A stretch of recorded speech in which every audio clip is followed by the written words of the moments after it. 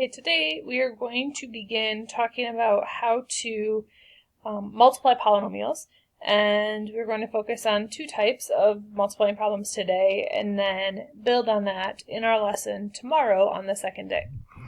So today we are going to start by doing some distributing, which you've done in the past. To review, just want to make sure you remember some of the steps when we do this. When we're multiplying, we're going to go ahead and multiply anything on the outside of the parentheses by everything on the inside. So it's kind of like sharing or like passing out papers, distributing papers. So 8 times 4r gives me 32r, and 8 times 3 gives me 24. Now remember, we can't combine either of these terms together because one has an r, the other one doesn't. They're not like terms. The one thing I want you to be careful of is when you're doing things like this next problem, you need to remember to pay attention to your variables. So for b, when I distribute 4v squared through the parentheses, 4 times 5 is 20, and then you need to ask yourself, how many v's do I have? Well, I have 2 out here, but I have 1 on the inside. So I end up, when I'm multiplying, having 2 plus 1, which will give me v to the third power. Then when I multiply by the 7, 4 times 7 is 28, and then the v squared just comes along. Again, I can't combine those together because one has a v to the third and one has a v squared, so they are not like terms. Go ahead and try the next two problems. Make sure you understand those. If you have questions, ask. Once you're ready, go ahead and move on to the next example.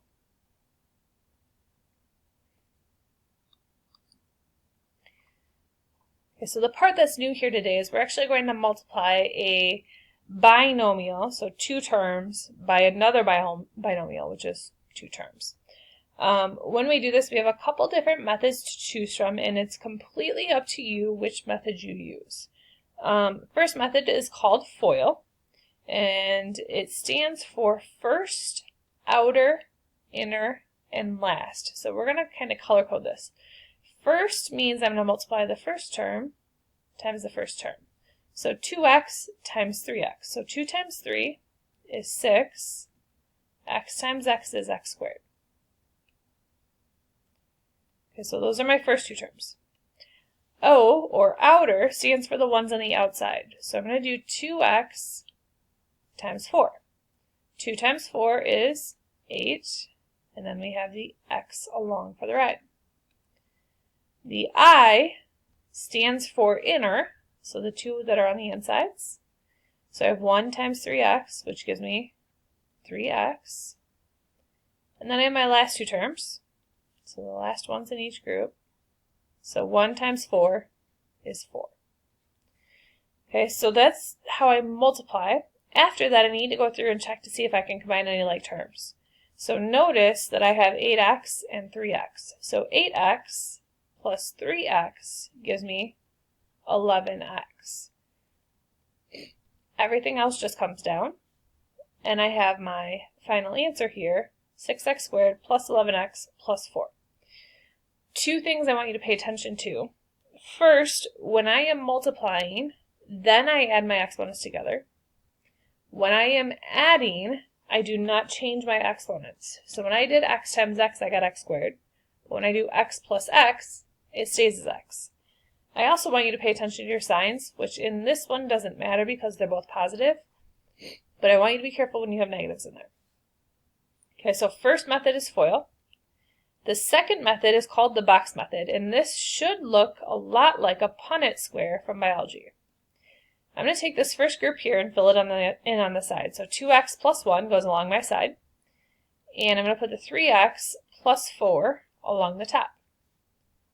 To fill in the insides, I'm going to go ahead and multiply the two that touch that box aside. So 2x times 3x gives me 6x squared. 4 times 2x gives me 8x. Okay, 3x times 1 is 3x. And 1 times 4 is 4. So once you've set this up and multiplied so that we have the box filled in, we need to look for our like terms. Typically this is how it'll work. Our like terms are diagonal from each other. So I have a positive 3x and a positive 8x. Everything else is just going to come straight down. So I have my 6x squared. If I combine my two together that I circled, I get 11x, and then I have a plus 4. Notice I got the same answer, two completely different approaches, and it is up to you which method you choose. Okay, I'm going to show you one of each on the next slide so you can kind of see that. Okay, so let's go ahead and do a couple more problems together before you try your guided practice. For this first one here, 6n plus 3 times 6n minus 8, I'm going to use FOIL. I'm thinking back, I did red first, so I'll try to color code this. So 6n times 6n gives me 36n squared. And then we're going to do outers. 6n times negative 8 is negative 48n. Inners would be 3 times 6n, which is 18n. And then our last two, we have 3 times negative 8, which is negative 24. Okay, so notice I have two negatives in there this time. You have to pay attention to your negative signs. So make sure you realize a negative times a positive is going to give you a negative. Combining my like terms there, negative 48n and 18n, negative 48 plus 18 is negative 30. So I get 36n squared minus 30n minus 24. And this is my final answer. Okay, so again, that's the FOIL method. It's up to you if you choose to use that method or not. You could use the box and get the same answer. For the next one, I'm going to go ahead and do the box. So 7a minus 8 times 6a minus 4. So there's the box. I'm going to go ahead and fill in my sides. So I'm going to do 7a minus 8 down the side and 6a minus 4 across the top. So when I fill this in, 7 times 6 is 42, and I have a squared there. So a times a is a squared. Don't forget the square. 7 times negative 4 for the next box is negative 28, and then I have that a. And then across the bottom, negative 8 times 6a is negative 48a, and negative 8 times negative 4 is positive 32. We're going to go ahead and combine our like terms. So again, those are typically the ones that are diagonal from each other. So the two that I circled there. So I'm going to have 42a squared. When I combine these two together, I get 76, a negative 76a, and then a plus 32. Okay, so I brought my 42a squared over. 48 plus 28 is negative 76. And 32. So there's my final answer. Let's do two more together. Notice this one's a little different. We actually need to make sure if we see something squared that we write it twice. This is a little different than what we did last unit, and it's a very common mistake. The only time I would distribute that square is if there's not a plus sign in here. As soon as we see this plus sign, that means I cannot just square both pieces. Okay, I need to write it twice. Once you write it twice, you can choose whichever method you want to use. I'm going to go ahead and do FOIL, but I'm not going to color code it this time. So 8v times 8v is 64v squared. 8v times 2 is 16v. 2 times 8v is 16v, and 2 times 2 is 4. Once we have that, we can combine our like terms here. It's a bad color to write with. So 16v plus 16v gives me 32v, and everything else comes straight down.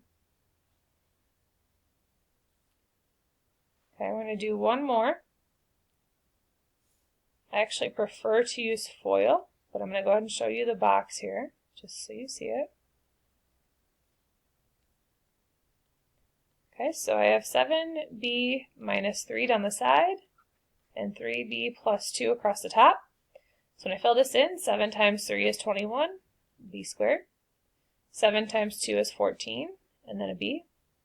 And then across the bottom, negative 3 times 3 is negative 9 with my b. And negative 3 times 2 is negative 6. So my like terms here are going to be negative 9b and 14b. So I have 21b squared. Negative 9 plus 14 is 5, so 5b, and then minus 6. Okay. So that is how you're going to multiply polynomials. You can either distribute or use FOIL or the box method, completely up to you. Be careful with your exponents and your signs. Go ahead and try the next 4 problems. When you are finished, have all 6 guided practice problems checked, and then you can move on to your homework. Tomorrow we are going to continue multiplying polynomials. We're going to kind of add to what we just did today and talk about cases where we're multiplying more than 2 terms together. So go ahead and go back and do these. If you have questions, raise your hand, let us know. When you are ready, have these checked and you can get your homework.